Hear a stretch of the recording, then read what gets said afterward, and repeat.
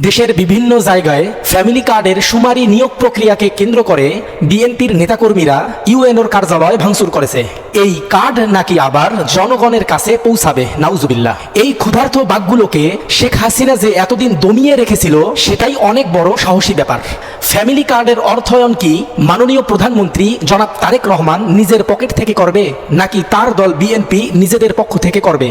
Family কার্ডের অর্থায়ন যদি দেশের সকল জনগণের টাকায় হয় তাহলে বিএনপির নেতাকর্মীদের বাইরে কেউ থাকতে পারবে না কেন? আর যদি আপনারা বলেন আপনাদের দলের বাইরের কাউকে রাখতে চান না, তাহলে সংসদে আইন পাশ করুন যে বিএনপির নেতাকর্মী ছাড়া বাংলাদেশের রাষ্ট্রীয় কোনো পদে আর অন্য কেউ যাইতে পারবে না। তাহলে দেখা যাবে কত ধানে কত চাল। এমনিতেই দেশের গোয়ামারা সারা, গ্যাস নাই, বিদ্যুৎ নাই, চারিদিকে হাহাকার। তার মধ্যে মাননীয় প্রধানমন্ত্রী এই ধান ক্ষেতের কীটগুলোকে লোকালয়ে ছেড়ে দিয়েছে। তারা এসে সাধারণ জনগণের জীবন দুর্বিষহ করে তুলেছে। দেশে গ্যাস নাই, বিদ্যুৎ নাই, আর এই গাধারা ফ্যামিলি কার্ড নিয়ে পড়ে আছে। আওয়ামী লীগকে যারা ডুবাইছে বিএনপিকেও তারা ডুবাবে। আওয়ামী লীগ তো পালিয়ে বাঁচছে, বিএনপির কথা আল্লাহ ভালো জানে।